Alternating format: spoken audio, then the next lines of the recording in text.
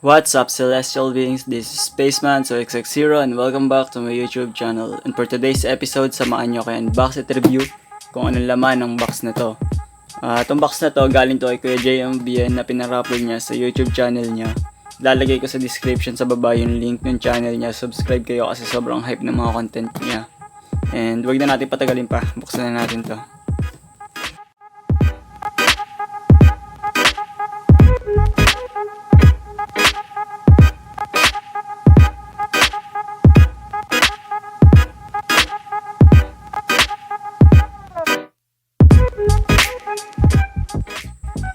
So, ito yung laman ng kahon. Ayan. Yung laman ng kahon, isa pang kahon. So, ito, model kit ng Jordan 1. Ayan. Ayan siya. Balupet. Galing to, alam ko, yung shop na pinanggalingan nito, dun sa vlog ni Kuya JM, sa Neo Hubs, dun niya nakuha to. Ayan. Remade Classic Sneakers. Ayan. Ayan. Ayan. Jordan 1. So, tingnan natin kung ano yung laman ng box. So, ito yung laman ng box. Tingnan natin. So, ayan. Yung mga parts ng kit. Yung model kit. Ayan. Kita ko agad yung swoosh. Ayan. Bred yata to. Bred. Na Jordan 1. Ayan.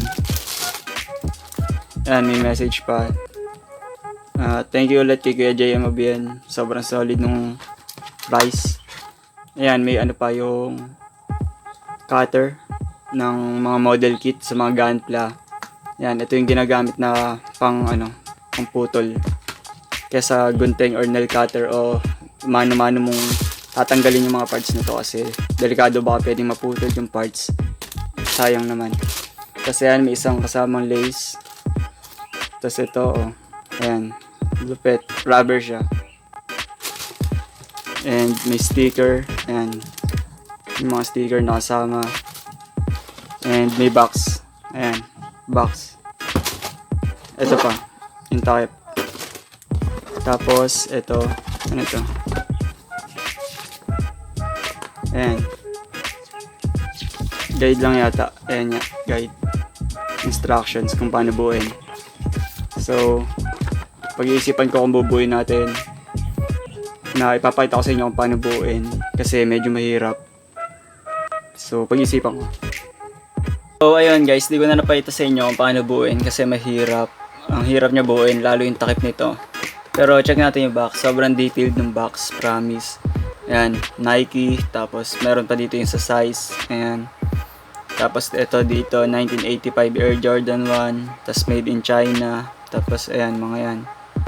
Parang yung standard box talaga ng Nike, sobrang bangis, sobrang detailed. Tapos yung pinaka sneaker, ayan, yung outsole niya rubber to. Tapos yung details din nito, tignan niyo yung details. Ayan, 'di ba? Sobrang detalyado, napakalupit. Tapos yung pinaka sapatos, yung swoosh, yan, napakalupit din, sobrang bangis. Tapos sticker lang pala tong yung Air Jordan na yan. Tapos itong yan dito yung Nike Air. Stickers lang siya, dinikit ko lang kasama doon sa pack. Yan, sobrang lupit. Tapos may kasama siyang flat black lace. Ayan. Ayan, sobrang lupit. Thank you ulit kay Kuya JM. Sobrang astig na parapol niya. Subscribe kayo sa channel niya kasi mga hype contents yung mga ina-upload niya. So, yun. So, yun lang guys for this video. I hope nag-enjoy kayo. Huwag nyo kakalimutan pindutin yung like and subscribe button. And see you again sa susunod na upload. Stay safe. Bye-bye.